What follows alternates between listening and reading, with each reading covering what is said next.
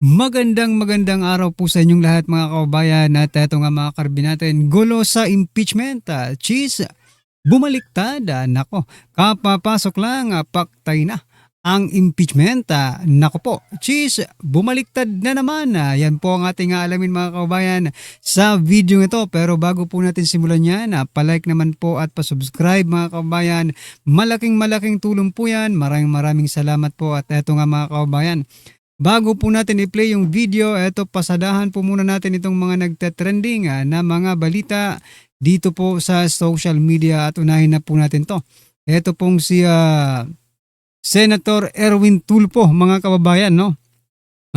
Ayon po dito sa ang balita ngayon, Erwin Tulfo isinusulong ang pagtuturo ng WPS sa mga paaralan.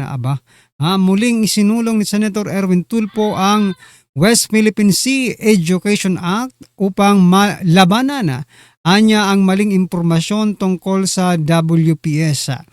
Inaatasan ng panukala ang DepEd na sanayin ang mga guro at isama ang WPS Education sa pagtuturo kasabay ng 10th anniversary ng 2016 Arbitral Award. Ayan mga kababayan, no?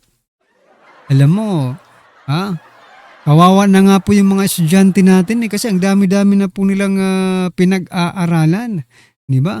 Mula sa English, kung ano-ano pa mga subject, di ba? 8 yata o 7 yung subject na yan mga kababayan, no? Pero what I'm trying to point out, no? Imbis na mag-focus ka dyan sa WPS, bakit hindi mo po unahin ito pong flood control, di ba? Dahil ikaw po ang chairman ng di ba? Blue Ribbon Committee. O hayaan mo na yan kung sino bang chairman ng education. Di ba si Bam Aquino? Dapat si Bam Aquino ang mag-propose, di ba? O kayo mag-focus po kayo dito sa flood control. Ayan, bakit kasama ba sa investigasyon ng Blue Ribbon Committee ang WPS? Di ba? O dapat mag-focus muna tayo, pero sabi nga ni Erwin Tulfo, no? Hindi kailangan umikot ang mundo sa flood control na 'yan. O marami pa daw silang gagawin mga kababayan. Kaya goodbye. Goodbye flood control mga kababayan, no? Goodbye flood control. Grabe. Kailan kaya mauulit, no? Yung investigasyon ng Blue Ribbon dyan po sa flood control na yan. Pero ito po ang naging komento ng ating mga kababayan patungkol po dyan sa gustong mangyari ni Erwin Tulfo. Sabi po dito, please create also a subject to preschool on how to bend your own law. Ayan, bend the law, yan, ituro mo. Kahit hindi mo ituro, no, yung bend the law. Kasi napanood naman ng mga bata yung hearing, no, dyan sa Senado na sinabi ni Erwin Tulfo na you can bend the law to please the people. Ayan, malamang yan po ang unang-unang susundin at pag-aaralan ng mga bata mga kababayan, no? Grabe. Sabi po dito ni Mickey, teaching a student about West Philippine Sea is important, but schools should first address the country's serious problem in reading, math, and science. Any lessons on WPS should be factual, balanced, and free from politics. Pero kung ngayon mo yan, ngayon mo isusulong yan, na mayroon pa, hindi pa kasi, fix, di ba? Hindi pa fix yung WPS, mga kababayan. Still, we are a claimant, no? Isa tayo sa mga claimant dyan mga kababayan. That is why, no, hindi pa siya pwede siguro, pero personal opinion hindi pa siya pwedeng ituro sa school. Bakit? Wala pang wala pa pong kaayusan, di ba? Hindi pa maayos. Gulong-gulo pa nga ang WPS. Siguro ko, in the future, no, pag natapos na yung sigalot dyan, pag natapos na, doon na tayo magturo sa mga school. Bakit? Yun na talaga, totoo na yun. Factual na yun mga kababayan. Diba? Kasi tapos na. Pero kung ngayon na hanggang may mga may gulo pa, I think ito personal opinion, hindi pa po yan karapat-dapat. At ang sabi ko nga kanina mga kabayan, ito sabi ni Venera, blood control muna, hinayu pa ka. Yun din ang gusto kong sabihin, no? Yun ang mas kailangan natin ngayon eh. Ha? Doon tayo mas interesado kung sino ba talaga ang mastermind. Pero kahit hindi nila sabihin, alam na po natin yan. Pero mas maganda pa rin kung dadaan po sa tamang proseso, di ba? Oh, dadaan sa investigasyon at haharap yung mga mastermind at makukulong sila. Ganun lang naman ang gusto ng taong bayan. Anyway, ano po ang masasabi dyan mga kabayan? At ito namang si Luestro, pasadahan din po natin to. Luestro, ibinidang nasa tamang panig sila ng kasaysayan. Sabi po dito ni Luestro, this impeachment is not only about us. It concerns even the succeeding generations. Our next generation will stand proud that we stood on the right side of the Philippine history. Kasama tayo sa mga nanindigan. You know what, Luestro? Ngayon lang. Ngayon lang siguro hindi pumanig ang impeachment sa katotohanan. Ngayon lang siguro mga kaubayan. Di ba? Kasi yung impeachment ng mga nakaraan, no, ni ERAP, nung mga iba, di ba? Talagang may solid evidence, mga kaubayan. Hindi porket kayo ang nag-organize ng impeachment ay nasa panig na kayo ng katotohanan. Maaaring ngayon lang, ngayon lang ang napagkakataong ito na hindi papanig sa katotohanan ang impeachment dahil ginawa niyong propaganda, di ba? Black propaganda, mga kababayan. Sabi po dito ni Martina, Madam, ipalinis mo mukha mo. Makalat dami mo pera, dugyot ka, aray ko. Sabi ni Leo, Luestro, nasa bandang kanan yung panig ng kalawayan. Ayan, malaway pala, no? She's glowing again. Yaks, ayan. Lawyer versus laway. Baka tamang laway, ba? Laway queen of the Philippine politics. Nasa tamang panig ng maleta, aray mo, ang sabi po ni Kotkots. Ayan, totoo. Pag maletang pinag-usapan, talagang walang mali. Puro tama, mga kababayan. Sabi po dito, in your dreams, nasa panig sila ng maleta. Correct. Hindi po kasaysayan ang inyong pinapanigan, kundi maleta. Ayan mga kababayan, at eto pa. Ito naman pong si Win Gatchalian. Ito, breaking news. Hanggang walang TRO mula sa korte, tuloy ang impeachment. Gatchalian nanindigang hindi ititigil ang impeachment trial laban kay BP Sara. Ayan mga kababayan, hanggat wala daw TRO, no, mula sa korte kasi pinatitigil no? Pinatitigil po sila sa impeachment kasi mali po, nag-bend na naman sila ng law. Kasi dapat ang presiding officer ay yung Senate President. Pero sila nag-elect po sila ng presiding officer ng impeachment ni VP Sara at yun nga po ay si Senator Escudero, no? Bakit ba? No? Bakit total sabi mo kaya mo naman at prepared ka, di ba? Itong si Gatchalian, bakit kaya hindi na lang siya, no, yung nag-preside mga kababayan para wala nang ibang masabi pa? Siguro ko, I think sa nakikita ko sa mga ginagawa ni Senator Escudero, parang hindi kakayanin, no? Parang hindi kakayanin ni Gatchalian yung mga ginagawa ni Escudero, mga kababayan. Baka magkalat. Yun, tama ka. No, baka magkalat lang si Gatchalian pag siya po ang maging presiding officer sa impeachment ni BP Sara. Di ba?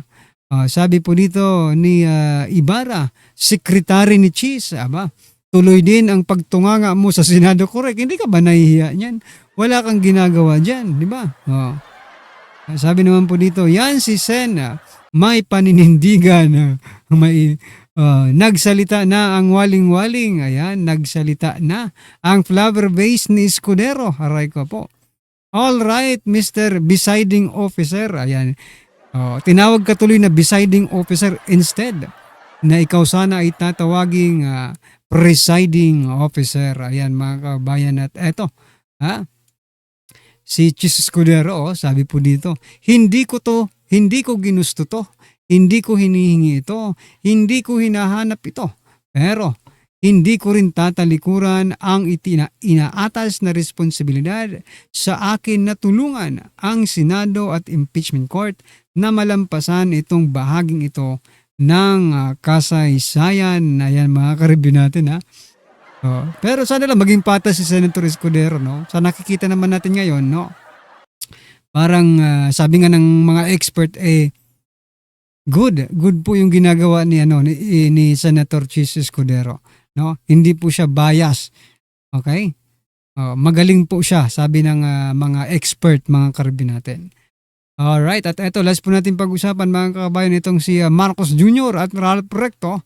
Masaya na sa Administrasyong Marcos, nagkaroon ng pinakamalaking budget. Ang bansa na umaabot sa 7, sa higit, lampas, sa higit 7 trillion pesos. Ayan mga kabayan, masaya sila. Oo. Sa sobrang saya nila, first quarter pa lang siguro mga ka-review natin, ng 2027 ay malamang ubos na naman po itong 7 trillion na ito. Yung nakaraan, first quarter pa lang, ubos na Diba? Hindi umabot ng second quarter, kaya nangutang na naman po sila. Ngayon, eto, malaki-laki na naman po ito mga kabayan. 7 trillion ang ating budget, kaya sana naman po magkaroon na. Pero malabo na ito. Gusto ko pong sabihin ay magkaroon na po ng mga legacy project, yung mga talagang infrastructure, big ticket project ang ating administrasyon. Pero, hindi nakakayanin 2027, isang taon na lang, 2027, 2028, wala na. Diba? Kaya malamang, itong 7 trillion pesos na ito, naisip lang, baka gamitin po ito. Baka gamitin na po ito for 2028 mga kababayan. Diba? Gamitin sa pagtirada, pagdurog kay Vice President Sara Duterte para hindi na makatakbo ng presidente sa 2028 mga kababayan. So yun mga ka-review natin, ano po ang inyong opinion, reaction dyan? Just comment down below. At eto, pasadahan na po natin mga kababayan yung video. Pasok Anong patapos, depende yan sa ebidensyang naisipresenta ng magkabilang panig. Sa kabila ng listahang binigay ng magkabilang panig, pwede pa rin sila magpresenta ng panibagong testigong wala sa listahan nila. Kung hindi yun available nung binigay nila yung listahan, at basta't bibigyan nila ng 5 araw yung magkabilang panig para alamin kung sino yung testigong yon, para makapaghanda sila na i-cross-examine yung bagong testigo o surprise witness na ipepresenta ng sino mang panig. Hi, I'm Nico, an accountant. Tanong ko lang, Sen, pag humahaba ba ang session, nagpapa-popcorn? Bawal kumain sa plenaryo. Sa katunayan, bawal din nga daw ang tubig nung nagdaang impeachment dahil baka daw may mambato gamit yung mga bote. Nagbigay kami ng tubig ng may buong tiwala dahil yung tubig yata ang binigay namin nakalagay sa bote, hindi nakalagay sa plastic Hi, ako di ay si Kyle Manggubat, usa ka estudyante ug naara ko tani pangutana sen. Nabandayan na ako nga dugay na kaayo mo makatindog sa imong lingkuranan. Dabang may jingle break. Nung Miyerkules ko lang naisipan yon dahil napansin ko ang hirap magpigil ng tawag ng pangailangan. Ika nga. Gayon din sa mga counsel for the parties. Dahil yung mga senador sa baba, yung mga senator judges, labas-masok naman silang pwede. Pero sa party ko, sa party ni SP Win, sa party ng mga counsel for the parties ay tila hindi. Kaya ginusto ko nga sanang magkaroon ng break sa gitna para sa call of nature, ika nga. Subalit nung Miyerkules, nung ginawa ko yon, nagpasya na yung prosecution na hindi na lamang magpatuloy sa bago nilang testigo. Kung kaya't hindi na nag-break, nag-adjourn na lamang kami. Anong mga aral mula sa mga nakarang impeachment cases ang maaari magsilbing gabay sa Senado upang mas maging maayos at malinaw ang proseso? Hindi lamang mga desisyon ng Korte Suprema, hindi lamang rules ng Senado sa impeachment, hindi lamang rules of court na may subletory application, pero pati yung mga precedents o mga rulings ng mga nakaraang presiding officer ng Senado sa isang impeachment complaint ang basihan po ng aming mga pagpapasya dahil tinuturing na bahagi yon ng kasaysayan at ng legal precedent ng impeachment. So malaki po na itutulong niya sa amin na hindi na namin kailangan kailangan mag-imbento pa muli. Ika nga, we don't have to reinvent the wheel. Pwede namin kopyahin lamang yung mga nauna ng ginawa para maging maayos, mabilis, at patas ang impeachment trial na isinasagawa po namin sa ngayon. Hi, ako si M, isang nanay. Tanong ko lang, Sen, tubig lang ba ang pwedeng mainom sa Senado? Hindi naman. May mga nagkakape, may mga nagtsatsa at depende kung anong ilalagay sa water Grabe naman tumbler mga ng mga tanong na senador na laman. Soft drinks man, juice man, iced tea man, nasa sa kanila yun. Lagi Pero ako tanduay. tubig lang. Hindi pa nga masyado maraming tubig kasi nga baka mamaya maihi ako mahirap tumayo nang hindi pa nagbe-break o nagre-recess ang Senado.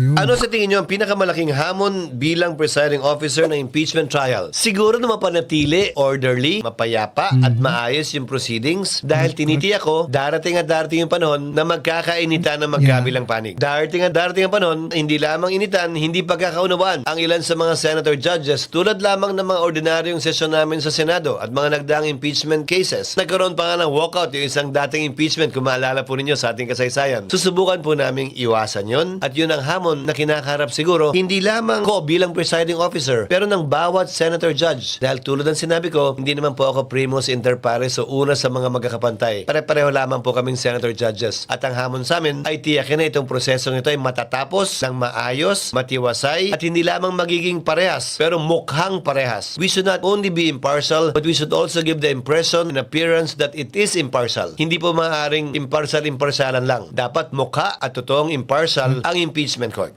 Paano pagsasabayan ng Senado ang impeachment trial at ang regular legislative work pagkatapos ng SONA? May posibilidad bang baguhin ang schedule at may mga mungkahi ba kayong adjustments? Hindi ko po desisyon yan. Desisyon po yan ni Senate President Win Gatchalian. Dahil hindi na po saklaw yan ng pwedeng gampanang tungkulin ng presiding officer ng impeachment. Pero pinanukala ko na po sa kanila. Ikonsidera na gawing umaga ang impeachment trial 9 o 10 o'clock man hanggang 2 o'clock ng hapon o 4-5 oras at ang sesyon ay 3 o'clock o alas 4 hanggang tapos na kami. Bakit? Dahil papasok na rin ang panukalang budget para sa taong 2027. Kailangan mag-conduct ng hearings ng Senado. So habang wala pang ginagawa sa plenaryo, pwedeng suspindihin ang sesyon, suspindihin ang rules para makapag-hearing yung ilang mga komite kaugnay ng budget o kaugnay ng ibang panukalang batas habang nagsesesyon ng Senado kung mga talumpati lang naman ang ide-deliver at wala namang botohan na mangyayari. Pangalawa, mababakante nito ang buong araw ng Webes. So Monday to Wednesday lang po yun, tulad niyon, para sa mga hearing din na kailangan isagawa ng iba't ibang komite. Dahil impeachment ay isa lamang po sa mga trabaho ng Senado at patuloy pa rin yung trabaho po namin bilang mga senador na pag-usapan, pagbotohan at magpasa ng mga makakabuluhang panukalang batas na makakatulong sa ating mga kababayan. Kabilang na po yung taunang budget na pinakamahalagang batas na dapat ipasa ng Kongreso kada taon. Pero hindi ko po decision yun. Suggestion lang yun.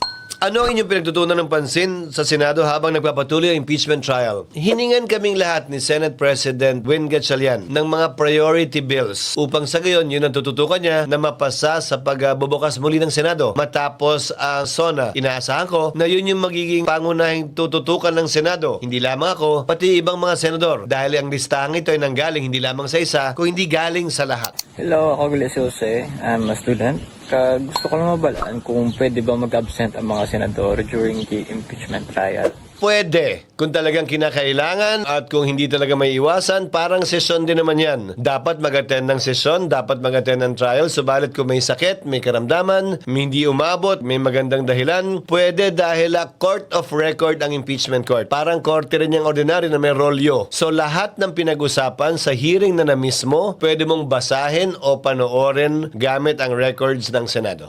Magkano nagastos ng Senado sa unang linggo ng impeachment trial kasama ang logistics at security? Si Senate President Win Gatchalian po ang dapat na makaalam po nito. Subalit, ang kaya ko lang siguro sagutin na ito, hindi kami nagdagdag ng tao, hindi kami nagdagdag ng security, wala kaming biniling bagong lamesa. Alam ko, galing lamang sa bodega ng Senado yung ginagamit na lamesa ng counsel for both parties. Yung witness box, ginawa yan nung panahon ko pa bilang Senate President, bilang paghahanda nung impeachment dapat nung 2025. Kung meron man, yung aircon nakabukas pa rin sa Senado kahit may impeachment o wala, kahit may sesyon o wala. So walang dagdag sa utilities. Siguro may dagdag man sa utility, sa tubig dahil mas maraming gumagamit ng banyo, pero walang ganong kalaking dagdag sa gastusin ng Senado itong impeachment trial. Mas maraming oras lang na ginugugol ang mga senador sa Senado bilang impeachment court. Dahil ngayon dapat recess po kami. Pero imbis na recess, nandun po kami nagtatrabaho bilang senator judges. Yun lang po siguro ang pagkakaiba. At wala rin pong dagdag sa sweldo namin kahit na may dagdag na trabaho.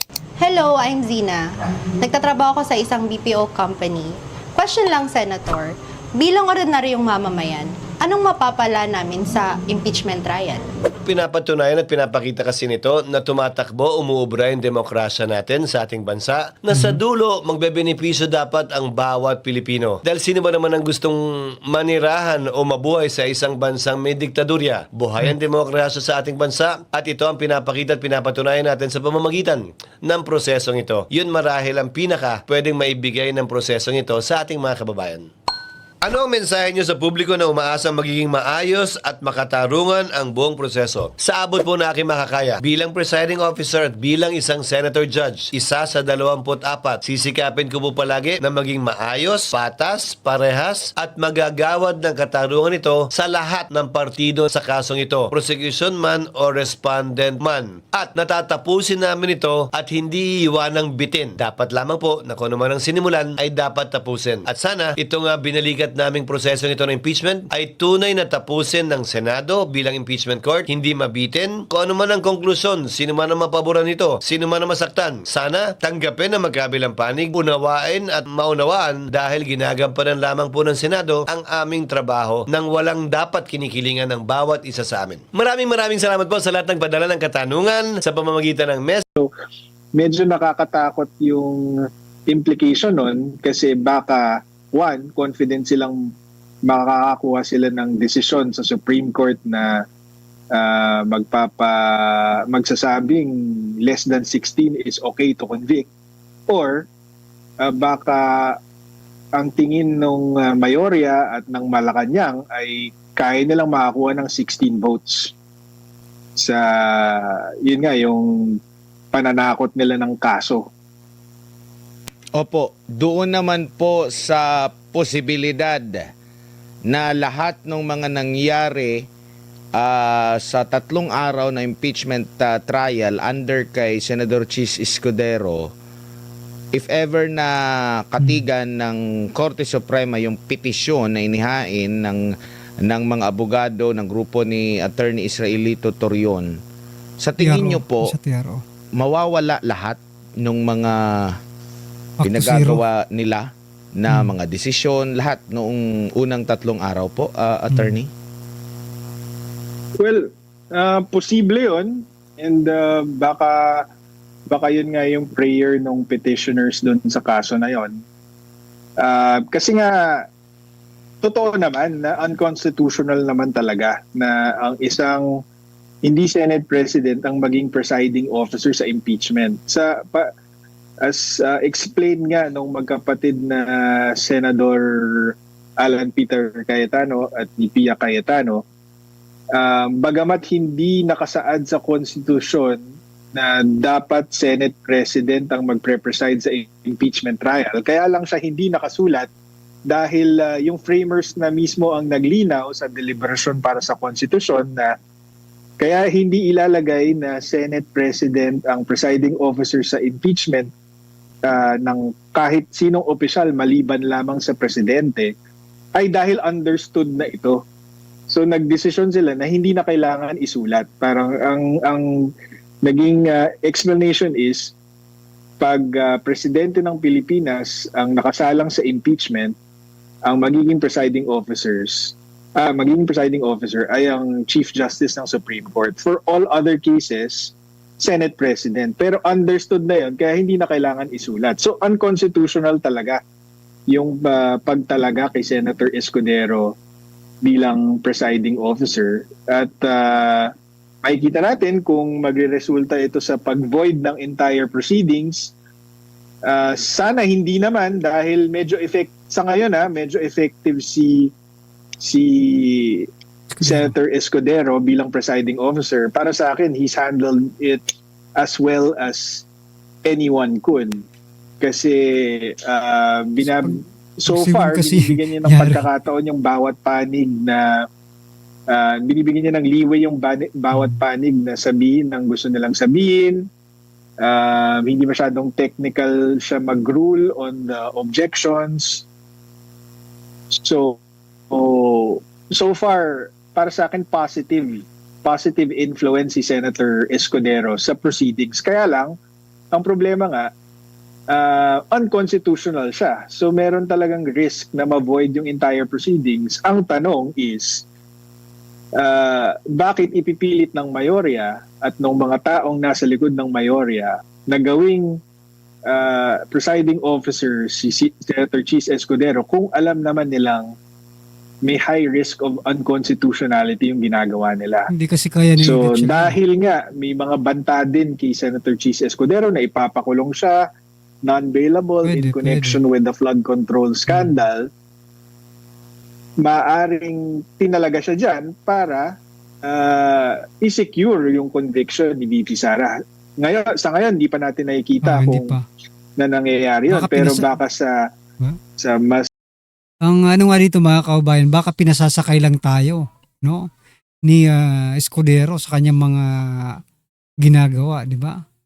Baka pinasasakay lang tayo dito or baka talagang hindi kaya ni Gatchalian na panindigan or maging presiding officer kaya gumawa sila ng paraan, di ba? sa mga eksplosibong mga ebidensya at mga article, baka makita natin na biglang pumapanig na si Senator Escudero sa prosecution. Diba? Makikita Correct. natin, dapat bantayan natin yan. Pero hindi rin po ba kasi parang alam na nila eh. Kasi nangyari itong paglalagay nila ng bagong leader. Nangyari itong lahat yata within same day. Same day. Na after na merong Mahalal bilang bagong pinuno nila or parang Senate pro tempore pa lang ata yon, no, sa katauhan ni Senador Win Gatchalian. Next nilang move noon during that time no nagkaroon ng na lumipat na ata si Joel Villanueva ay yung pagbago ng rules na kahit 12 lang silang bumoto, nagbago sila ng rules. So kumbaga nakikita na nila during that time, as early as that time, na mangungulelat si Senator Win Gatchalian. Kaya meron ng nakahandang rules na pwede silang pumili kung sino yung magpe-preside. Na-finalize lang yung pagiging Senate President ni Senador Win nung lumipat na si Senador Chis Escudero. Kaya nakakuha sila ng 13. Hindi na questionable yung pagiging Senate President niya. Ang questionable ngayon, doon sa pag-amyenda nila sa rules na una, maliban doon sa 12 lang, meron pang sinasabi si Senador Alan Peter Cayetano na dapat may 1 day na abiso mula sa kanila kung merong mga pagbabago lalo na sa rules of impeachment, attorney. Yeah, tama naman lahat yun. Na mukhang ganong kaaga plinano lahat ng ito. Pero yun, the fact remains. So far so good. Para sa akin, Senator Chis appears fair and he's handling it well. Kumbaga, kung siya yung judge ko sa korte, sabihin ko, mahusay siya. Pero again, hindi pa, para sa akin, itong article na ito, itong Article 4, ito nga yung pinaka walang kwenta. Pero na article isa ng pa sa prosecution. So hindi pa ganun ka high stakes ito. Opo, may singit ko lang. Maaari bang halimbawa kasi parang ang pagbabalik ng kanilang sesyon ay sa SONA pa, no? Or after SONA, maaari silang or during SONA, pwede pa bang mabago 'yun? Halimbawa, doon nila i-finalize na kasi may 13 na sila eh. Doon nila i-finalize ulit, magbutuhan sila ulit doon sa pagbabago ng impeachment rules na pwede silang pumili. Pwede pa ba yun na mahabol sa tingin nyo po, attorney? If ever man na wala pang desisyon ang Korte Suprema, pero mas magmumukha tuloy na mas malinaw na kaya nila inulit itong pag-amyenda kasi alam nilang mali, pero dahil 13 na sila, kaya sinilyohan nila. Maring ganun. Pwede rin ba yun, attorney? Tingin ko, ang posisyon nila dyan is nung naging 13 na sila with Senator Joel Villanueva, inapprove daw kasi yun ang narinig kong justification ni Senator Win eh. While it is true na 12 lang sila nung pinalitan nila yung impeachment rules, nung 13 na sila, inapprove yung minutes of the session prior. So para sa kanila, ang position nila is valid na yung pag-elect nila ng presiding officer. Pero it doesn't really matter kasi kahit na-approve na yung rules na yan, kung labag yan sa konstitusyon, kahit 24 pang mag-approve dyan, unconstitutional yan. Opo. At if ever po, nakikita nyo po ba na medyo mangangamote si Senador Win Gatchalian kung siya, halimbawa, ibabalik sa kanya yung Presiding preside officer. attorney, ano nakikita nyo po? Oo kasi medyo unfair to have unfair for him and unfair to the parties to have a non-lawyer preside over the impeachment. Kasi nakita nyo naman, napaka-technical ng objections. Imagine nyo kung non-lawyer, kahit hindi naman si Senator Gatchalian eh. Imagine nyo kunyari, So talagang ang lumalabas dito mga kababayan, talagang hindi kaya. No, hindi kaya ni Gatchalian na maging presiding officer, di ba? Or kaya niya pero talagang mahihirapan, baka ito pa yung magpatagal sa proseso po ng impeachment trial na ito, di ba? Anyway mga karibin natin, ano po ang inyong opinion, reaction patungkol dyan? Just comment down below mga kababayan at syempre huwag pong kalimutang mag-subscribe at i-like na po ang video ito. Malaking tulong po yan. Maraming salamat po.